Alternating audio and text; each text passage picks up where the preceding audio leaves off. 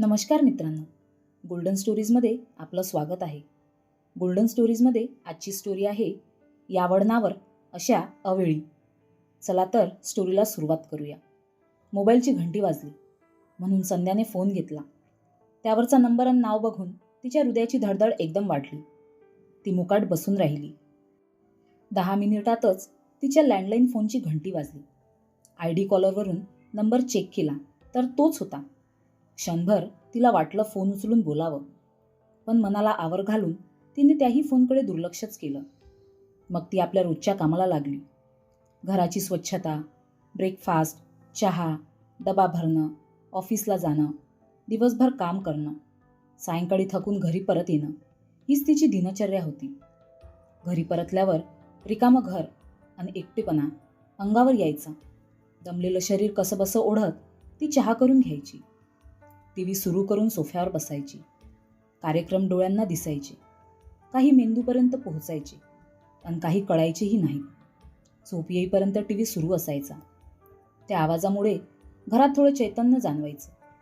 मध्येच केव्हा तरी सकाळी केलेली पोळी भाजी गरम करून ती जेवायची आणि मग झोप. पण रात्रीच्या वेळी नीरव शांततेत थोडा जरी आवाज झाला तरी ती फार घाबरायची, दचकून जागी व्हायची. एकदा रात्री ती झोपलेली असताना बाहेरच्या दाराची घंटी वाजायला लागली. एवढ्या रात्री कोण आलं असेल या विचाराने ती घाबरली. कसाबसा धीर गोळा करून ओरडून विचारलं, कोण आहे? काहीच उत्तर मिळालं नाही. कापऱ्या हातांनी तिने खिडकी उघडून बघितली. कुणीच दिसलं नाही. कंपाऊंडच्या गेटची घंटी सतत वाजतच होती. शेवटी धाडस करून ती खोलीबाहेर आली. घराचा मुख्य दरवाजा उघडून लॉनवर आली तेव्हा लक्षात आलं, बाहेरून जाणाऱ्या कुणा वात्रट वाटसरूने बेलचं बटन दाबलं होतं आणि ते तसंच दाबलेलं राहिल्यामुळे घंटी अखंड वाजत होती. तिने घंटीचं बटन बंद केलं. भराभर आत येऊन पुन्हा दार लावली. पण त्यानंतर सारी रात्र तिने जागून काढली होती. संध्याच्या नवऱ्याच्या मृत्यूला बरीच वर्ष झाली. दोन्ही मुलींची लग्न झाली. एक मुलगी अमेरिकेत असते, दुसरी भारतातच, पण बरीच लांब राहते. संध्याची नोकरी चांगली आहे. भरपूर पगार व इतर सोयी आहेत. सकाळपासून सायंकाळपर्यंत ती बिझी असते. दिवस कसा संपतो ते कळत नाही. पण संध्याकाळी घरी आल्यावर मात्र दिवसभराचा थकवा आणि एकाकीपणा एकदम अंगावर येतो. मुलींशी रोजच फोनवर, स्काईपवर बोलणं होतं, पण त्या आपापल्या संसारात मग्न आहेत. त्यांना आपलं घर सोडून आईची काळजी घेणं जमत नाही. कधीतरी बरं नसलं तर हा एकाकीपणा अजूनच अंगावर येतो. एक दिवस ऑफिस संपवून संध्या घरी परतली तेव्हा तिच्या लेटर बॉक्समध्ये एक पत्र आलेलं होतं. तिने पत्र घेतलं. कुलूप उघडून ती घरात आली. सोफ्यावर बसून तिने पत्र उघडलं. संध्या, फोनवर तुम्ही भेटत नाही म्हणून मी पत्र लिहितोय. माझ्या मनातल्या भावना व्यक्त करण्यासाठी तुमच्याशी संवाद होणं गरजेचं आहे. आमच्या 4 वर्षाच्या सुखी वैवाहिक जीवनानंतर माझी पत्नी देवाघरी गेली. तेव्हापासून आमच्या एकुलत्या एका मुलाला मी एकट्यानेच वाढवले. मनात दुसऱ्या लग्नाचा विचारही कधी आला नाही. पण आयुष्याच्या या वळणावर तुमची भेट झाली आणि आपण एकत्र यावं असं वाटायला लागलं.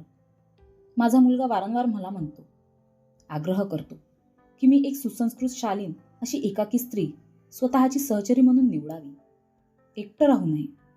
म्हणूनच या वयात मी असा विचार करून धजलो आहे. 2 वर्षात मी रिटायर होतोय. भरपूर पेन्शन मिळेल.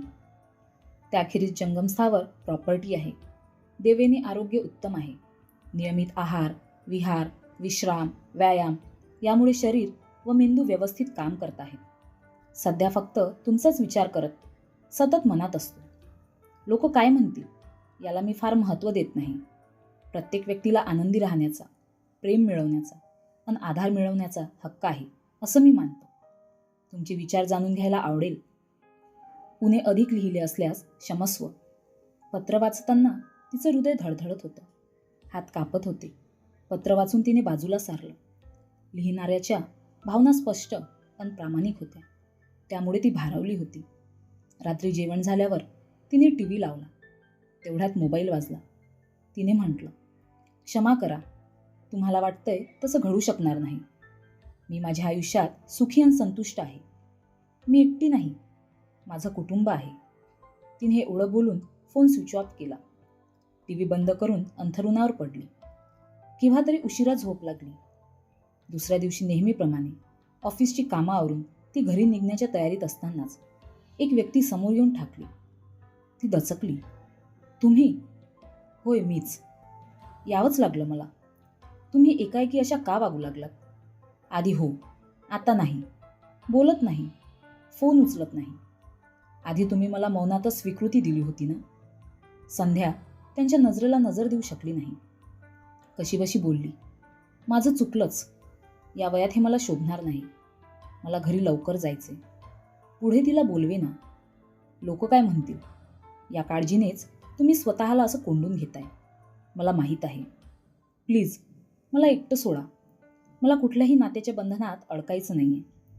संध्या चिडून चिडून म्हणाली. घरी परतून ती थकून सोफ्यावरच आडवी झाली. चहाची नितांत गरज होती, पण उठून चहा करून घेण्याची ही शक्ती वाटत नव्हती. त्या क्षणी तिला रडू कोसळलं. ती शेखरशी खोटं बोलली होती. मी एकाकी नाही, माझं कुटुंब आहे. खरं तर ती अगदी एकाकीच होती. एकदा एका पार्टीला संध्या मोकळे केस सोडून थोडा मेकअप करून गेली होती. तिच्या सगळ्याच सहकाऱ्यांनी तिला म्हटलं होतं, संध्या, अगं किती सुंदर दिसतेस तू. वयाच्या मानाने 10 वर्षांनी तरुण दिसतेस. तब्येतही निरोगी आहे. तू खरं म्हणजे दुसरं लग्न कर. संध्या त्यावेळी घाबरली होती. स्वतःच्या प्रशंसेने संकोचली होती. पण 2-4 दिवसातच तिचा एक पुरुष सहकारी त्याच्या एका मित्राला घेऊन तिच्याकडे आला आणि लग्नाचं प्रपोजल तिच्यापुढे मांडलं. शेखरने स्वतःची सर्व माहिती तिला व्यवस्थित दिली. तो एका प्रतिष्ठित कंपनीत उच्च पदावर काम करतो. पत्नीला जाऊन खूप वर्ष झालीत. एकच मुलगा आहे. तो डॉक्टर आहे. त्याचं लग्न झालंय. तो 2 मुलांचा बाप आहे. मुलाला वडिलांच्या एकाकीपणाची जाणीव आहे. त्याचाच फार आग्रह आहे की वडिलांनी स्वतःसाठी एक जीवनसंगिनी शोधावी. त्या प्रपोजलमुळे संध्या विचलित झाली. शेखरचे फोन नेहमीच येऊ लागले. कधी ती जुजबी बोलून फोन बंद करायची, कधी फोन उचलायचीच नाही. कधी फोन उचलला तरी तिच्या तोंडून शब्द फुटत नसे.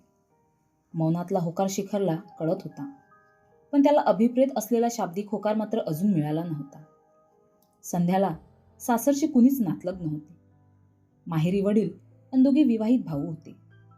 तिने वहिनींशी शेखर संदर्भात चर्चा केली. तिच्याकडून बातमी घरांना सर्वात कळली. कुणाकडूनच सकारात्मक प्रतिसाद नव्हता. वडील तर संतापून म्हणाले, अगं, तुझं वय मोहमाया सोडून अध्यात्माकडे वळण्याचं आहे. लग्न आणि संसाराच्या गोष्टी कशा करू शकतेस तू? रिकामा वेळ असला तर समाजसेवा कर. या वयात नव्या बंधनात अडकण्याची अवदसा कशी आठवली तुला? घरच्यांच्या प्रतिक्रिया तिने शेखरला सांगितल्या आणि म्हणाली, तुम्ही तुमच्यासाठी योग्य अशी सहचारी निवडा. मी अशीच एकटी बरी आहे. त्यानंतरही शेखर तिला समजवण्याचा प्रयत्न करत होता. त्यानंतर मात्र त्याचे फोन येणं बंद झालं होतं. दिवस उलटत होते. आता संध्यालाच फोन येत नाही म्हणून चुकल्यासारखं वाटत होतं. माझ्या रुक्ष कोरड्या वागण्याने शेखर दुखावले गेले का? की शेखरचंच मन बदललं? तेच बरं म्हणायचं. आता या वयात कुठली नाती नकोतच. पण दुसरं मत म्हणे, स्वतःहून तू फोन कर. फोन करू की नको या द्वंद्वातच काही दिवस गेले आणि एक दिवस शेवटी तिने एक मिस कॉल दिलाच. त्यावेळीही तिचं हृदय जोरजोरात धडधडत होतं. तिच्या मोबाईलवर ताबडतोब मेसेज आला, मी फार काळजीत आहे. सध्या फोन करू शकत नाही. तिने उलट मेसेज पाठवला, काय झालं? कसली काळजी? पण उत्तर आलं नाही. दुसऱ्या दिवसापासून ती रोजच्याप्रमाणे कामाला लागली. उगीचच आपण फोन केला असं तिला वाटत राहिलं. अचानक एकदा मोबाईलची घंटी वाजली. फोन शेखरचा होता. त्याने सांगितलं की त्याचा डॉक्टर मुलगा इतर काही डॉक्टरांच्या टीमबरोबर एका ठिकाणी मदत कार्यासाठी गेला असताना स्वतःच गंभीर आजारी झाला. उपचारासाठी त्याला दिल्लीला आणलंय. आता त्याची प्रकृती बऱ्यापैकी सुधारली आहे. मधल्या काळात फार काळजी वाटत होती. धावपळ फार झाली. वेळ मिळत नव्हता. तुम्ही कशा आहात? स्वतःची काळजी घ्या. बाय. फोन ठेवतो. हॉस्पिटलला जायचे. त्यानंतर संध्याला फोन आला नाही. तिनेही केला नाही. एकदा सायंकाळी ऑफिसमधून ती आपल्या स्कूटरवरून घरी निघालेली असताना एकाएकी तिला चक्कर आली. डोळ्यापुढे अंधारी आली आणि किंकाळी फोडून ती वाहनासहित जमिनीवर आदळली. पुढे काय झालं ते तिला कळलं नाही. शुद्धीवर आली तेव्हा ती इस्पितळात होती. तिने ऑफिसच्या सहकाऱ्यांना फोन केला. दोघी तिघी लगेच आल्या. तिच्यावरचे उपचार जाणून घेतले, औषधं आणली आणि तिला घरी घेऊन आल्या. तिला खायला घातलं, गोळ्या दिल्या. रात्री व सायंकाळी खाण्यासाठी लागणारे पदार्थ व गोळ्या तिच्या बेडजवळच्या टेबलवर मांडून ठेवल्या आणि मग त्या परत केल्या. 8 दिवस रजा घे, आम्ही सर्व सांभाळू, असं बजावून त्या गेल्या. संध्याच्या सर्वांगाला भरपूर मुकामार लागला होता. वेदनाशामक गोळी व झोपेची गोळी यामुळे ती रात्री बऱ्यापैकी झोपू शकली. सकाळी मात्र जाग आली तेव्हा डोकं प्रचंड दुखत होतं. सर्वांग ठणकत होतं. सणसणून ताप भरला होता. अंथरुणातून उठवत नव्हतं. पण फोन वाजत होता. तिने कसाबसा फोन उचलून कानाला लावला. हॅलो संध्या, कशा आहात तुम्ही? त्या प्रश्नातल्या आपलेपणाची भावना तिला स्पर्शून गेली. तिला एकदम भरून आलं. ताप आलाय, झोपून आहे, अपघात झाला, दाटल्या कंठाने तिने म्हटलं आणि फोन तिच्या हातातून गळून पडला. तिने कसाबसा चहा करून घेतला. 2 बिस्किटं आणि चहा संपवून तापाची आणि अंगदुखीवरची गोळी घेऊन ती पडून राहिली. गोळी आणि तापाची गुंगी यामुळे किती वेळ गेला ते तिला कळलं नाही. आणि दारावरच्या घंटीच्या आवाजाने तिला जाग आली. दरवाजा उघडला आणि दारातल्या व्यक्तीला बघून ती एकदम दचकली, बावरली आणि लाजलीही. झोपेतून उठून आल्यामुळे साडी आणि केस अस्ताव्यस्त होते. कशीबशी म्हणाली, तुम्ही? आता तरी येऊ द्या, शेखरनं म्हटलं. ती पटकन दारातून बाजूला झाली. तिच्या हातापायावरच्या मुक्या माराच्या खुणांकडे बघत तो म्हणाला, जबरदस्त ॲक्सिडेंट झालाय. अरे, तुम्हाला भरपूर तापही आहे. तिच्या कपाळाला आणि मनगटाला हात लावून त्याने म्हटलं, तुम्ही अशाच गाडीत बसा, डॉक्टरकडे जाऊन येऊ. त्याच्या शब्दाला संध्या नाही म्हणवेना. शेखरचे डॉक्टर छान होते. त्यांनी संध्याला अधिक परिणामकारक औषधं दिली. कशी आणि केव्हा घ्यायची ते समजावून सांगितलं. शेखरने तिला घरी आणून सोडली. तिच्या स्वयंपाकघरात जाऊन स्वतः सांजा तयार केला. तिला दुधाबरोबर खायला घातला, गोळ्या दिल्या. संध्याने आज्ञाधारक मुलाप्रमाणे सगळं करून घेतलं. आता शांतपणे पडून राहा, झोप लागेल तुम्हाला. झोपून उठल्यावर खाण्यासाठी काहीतरी करून ठेवतो. अनलॅचचं दार उडून घेऊन मी जातो. काहीही गरज भासली तर ताबडतोब फोन करा, संकोच करू नका. एवढं बोलून शेखर पुन्हा स्वयंपाकघरात गेला. बायकोविना इतकी वर्ष काढली होती, त्यामुळे एखाद्या गृहिणीच्या कौशल्याने तो स्वयंपाकघरात वावरत होता. शेखर निघून गेल्यावरही संध्याला त्याचं ते सहज वावरणं, तिची काळजी घेणं, त्याचा तो ओझरता स्पर्श पुन्हा पुन्हा आठवत होता. तिच्या एकाकी निरास आयुष्यात त्यामुळे थोडा ओलावा आला होता. संध्याची तब्येत हळूहळू पूर्वपदावर आली. एक दिवस तिच्या मुलीचा स्वप्नाचा फोन आला. तिच्या 5 वर्षाच्या मुलाला घेऊन ती भारतात आईला भेटायला येणार म्हटल्यावर संध्याच्या उत्साहाला उधाण आलं. नातवाच्या लेकीच्या स्वागतासाठी तिने बरीच तयारी केली. त्यांच्या येण्याने घरात एकदम चैतन्य आलं. आई, हा शेखर कोण आहे? स्वप्नाच्या या अनपेक्षित प्रश्नाने संध्या एकदम दचकली. कलिग आहेत. संध्याने तुटक उत्तरात विषय संपवण्याचा प्रयत्न केला. तुझ्या मोबाईलवर त्यांचे कॉल्स बघितले. संध्याने काहीच उत्तर दिलं नाही. पण तिचं बावरलेपण, हाताची थरथर यामुळे स्वप्ना अधिकच रोखून बघत राहिली. एकदा रात्री 11 वाजता संध्याच्या मोबाईलची रिंग वाजली. तिने पटकन मोबाईल उचलला. सध्या नातू मुलगी आली आहे, असं उत्तर देऊन फोन बंद करण्याआधीच शेखर बोलला, फारच छान. मुलीशी आपल्या एकत्र येण्याविषयी बोलून ठेवा. तुम्ही म्हणत असाल तर मी स्वतः येऊन तिच्याशी बोलतो. नको नको, संध्या घाबरली. तिने फोन स्विच ऑफ केला. आईचा चेहरा आणि थरथरणारे हात बघून स्वप्नाने विचारलं, एवढ्या रात्री कुणाचा फोन होता मम्मा? उत्तर न देता संध्या पलंगावर आडवी झाली. काय झालं मम्मा? तू अशी बावरलेली, अस्वस्थ का आहेस? काही प्रॉब्लेम आहे का? संध्याने मानेनेच नकार दिला. संध्याच्या मनात कल्लोळ चाललेला. स्वप्नाला सांगावं का? तिची प्रतिक्रिया काय असेल? आईच्या आयुष्यात दुसरा पुरुष मुलींना आवडेल का? सगळं ऐकून घेतल्यावर ती आणि स्वप्ना सहज मोकळेपणाने आपसात बोलू शकतील का? संध्याची फार तडफड होत होती. आपल्या भावना, आपली नवी मैत्री, त्यामुळे जीवनात आलेला आनंद ही तिला कुणाशी तरी शेअर करायची इच्छा होती. पण समाजाची भीती, मुलींचा तुटकपणा यामुळे ती फार तणावात होती. स्वप्नाने पुन्हा पुन्हा विचारल्यावर तिने शेखरबद्दल सगळं स्वप्नाला सांगितलं. पण तिचा कठोर चेहरा आणि एकूणच आविर्भाव बघून ती घाबरी झाली. मम्मा, तुला कुणीतरी इमोशनली ब्लॅकमेल करतंय. तुला कळत नाहीये. तू फार साधी सरळ आहेस. तुझी नोकरी, घर, पैसा बघून तुला कुणीतरी जाळ्यात ओढायला बघतंय. आता त्याचा फोन आला तर मला दे. चांगली फायर करते त्याला. अगं पण बाळा, आर्थिकदृष्ट्या ते माझ्याहूनही भक्कम आहेत. माझ्या नोकरी, प्रॉपर्टीशी त्यांना काहीच देणं घेणं नाही आहे.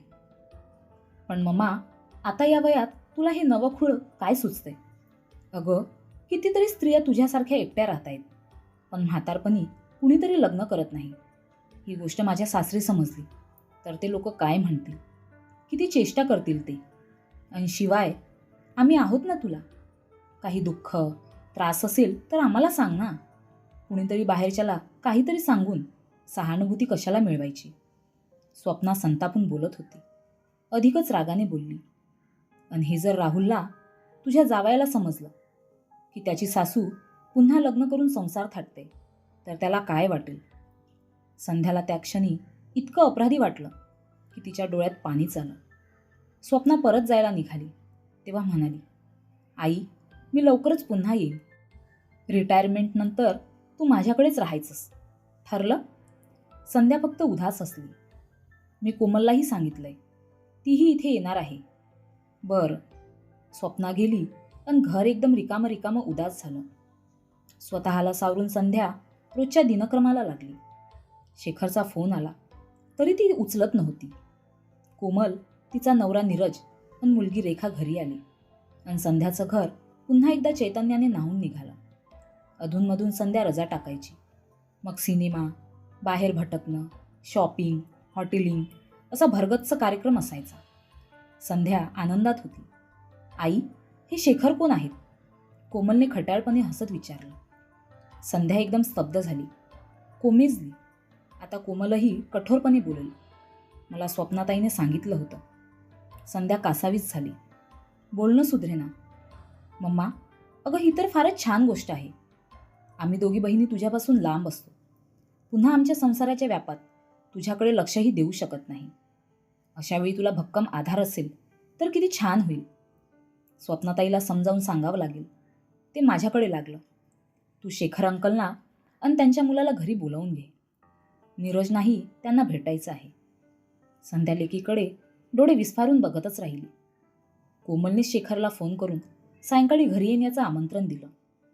सुदैवाने शेखरचा डॉक्टर मुलगाही तेव्हा आलेला होता. त्या संध्याकाळी संध्या, नीरज, कोमल, शेखर व डॉक्टर अमोल अशी सर्व एकत्र जमली. मोकळेपणाने गप्पा झाल्या. चहा फराळ आटोपला. डॉक्टर अमोल म्हणाला, माझ्या व्यवसायामुळे मी बाबांकडे पुरेसं लक्ष देऊ शकत नाही. त्यांनी माझ्यासाठी खूप खूप केलंय. आता त्यांनाही सुख मिळावं, प्रेमाचं, हक्काचं माणूस मिळावं अशी माझी इच्छा आहे. त्यासाठीच मी इथे आलोय. संध्याला काय बोलावं ते सुचत नव्हतं. कोमल नीरजला शेखर अंकल आणि डॉक्टर अमोल एकदम पसंत पडले होते. त्यांच्याकडून या नात्याला होकार होताच. डॉक्टर अमोल उठून संध्याजवळ येऊन बसला. तिचे हात हातात घेऊन म्हणाला, मावशी, आता मनात कुठलाही किंतु बाळगू नकोस. आमच्यावर पूर्ण विश्वास ठेव. आयुष्याच्या या वळणावर माझे बाबा तुझी वाट बघताहेत. त्यांना सोबत कर. मी आणि माझ्या दोघी बहिणी कोमलन स्वप्ना सतत तुमच्या मदतीला असू. खरंय आई, तुम्ही अजिबात टेन्शन घेऊ नका. आता हसा बरं. आमचा सर्वांचा आनंद तुमच्या हसण्यातच सामावला आहे, नीरजने म्हटलं. सर्वांनी टाळ्या वाजवून अनुमोदन दिलं. जावयाकडे बघून संध्या प्रसन्न हसली. शेखरही सुखावला. सगळेच आनंदात होते. तर मित्रांनो, तुम्हाला ही स्टोरी कशी वाटली कमेंट करून सांगा. अशाच नवनवीन स्टोरीसाठी व्हिडिओला लाईक करा, शेअर करा आणि चॅनलला नक्की सबस्क्राईब करा. धन्यवाद.